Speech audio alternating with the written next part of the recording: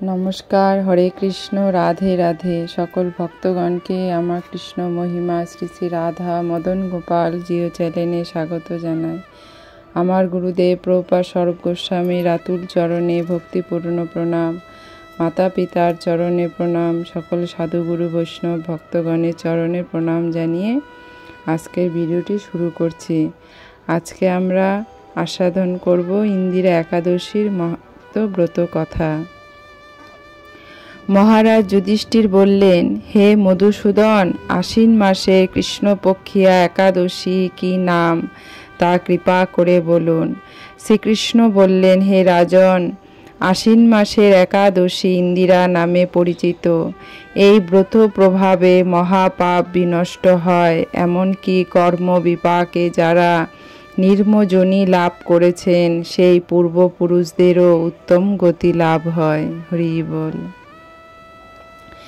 এই একাদশীর মাহাত্ম্য শোনা মাত্রই সামবেদীয় যজ্ঞফল প্রাপ্ত পাওয়া যায়।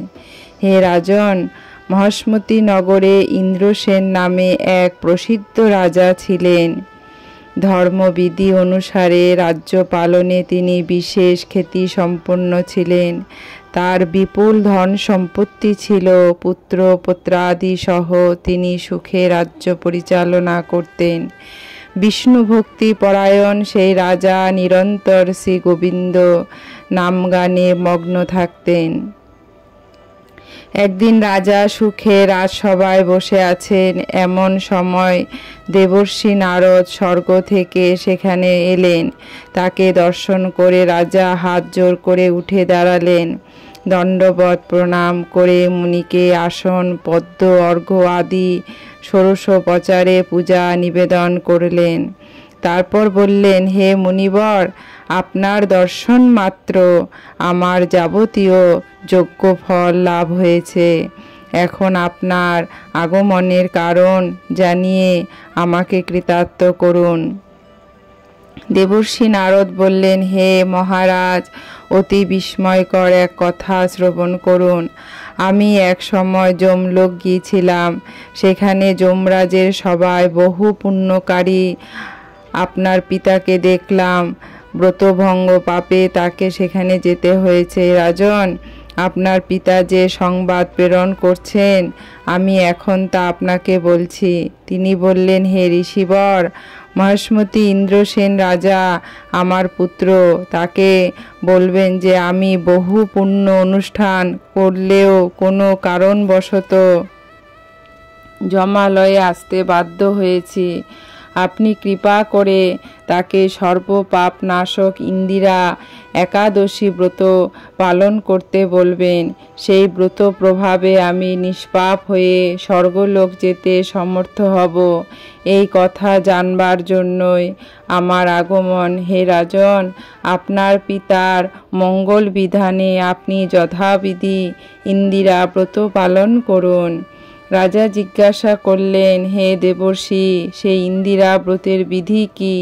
কোন তিথি বা কোন পক্ষে একাদশী ব্রত করা কর্তব্য তা কৃপা করে আমাকে বলুন। দেবর্ষি উত্তর দিলেন, হে মহারাজ, আশ্বিন মাসে কৃষ্ণপক্ষে দশমীর দিন শ্রদ্ধা সহকারে প্রাতঃস্নান করবেন, মধ্যাহ্নে ভক্তি সম্পন্ন হয়ে পুনরায় স্নান করবেন, রাত্রিকালে ভূমিতে শয়ন করবেন, পরের দিন একাদশীতে প্রাতকৃতাদি সমাপন করে নিরাহারে থাকবেন, রাতের নিয়মাবলী দৃঢ়ভাবে পালন করবেন। হে পুণ্ডরীকাক্ষ, এই অচ্যুত শরণাগতের প্রতি কৃপা করুন। এইভাবে শ্রদ্ধা সহকারে শালগ্রাম পূজা করে পিতার উদ্দেশ্যে ব্রতের ফল অর্পণ করবেন। দ্বাদশীর দিন সকলে ভক্তি ভরে শ্রী গোবিন্দের পূজা করে ব্রাহ্মণ ভোজন করিয়ে অবশেষে নিজে মহাপ্রসাদ গ্রহণ করবেন। হে রাজন, বিধি অনুসারে শ্রীহরি এবং ভক্তদের অর্চন করলে আপনার পিতৃবর্গ মুক্তি লাভ করে শীঘ্রই বৈকুণ্ঠে গমন করবেন। রাজাকে উপদেশ দিয়ে দেবর্ষি নারদ প্রস্থান করলেন। রাজা ইন্দ্রসেন মুনিবরের উপদেশ অনুসারে পুত্র পরিজন সহ ভক্তি সহকারে ইন্দিরা ব্রতের অনুষ্ঠান করলেন। তখন দেবলোক থেকে পুষ্পবৃষ্টি হতে লাগলো। এবং তার পিতা বিষ্ণুলোক গমন করলেন। তারপর রাজা ইন্দ্রসেন নিজ পুত্রকে রাজ্যভার অর্পণ করে নিজেই বিষ্ণুলোকে ফিরে গেলেন। এই ইন্দিরা একাদশীর মাহাত্ম্য পাঠে ও শ্রবণে মানুষের সকল পাপ মুক্ত হয়ে বিষ্ণুলোক প্রাপ্ত হয়। হরি বল। রাধে রাধে। আপনারা সবাই ভালো থাকবেন। ভিডিওতে লাইক শেয়ার সাবস্ক্রাইব করবেন। হরি বল।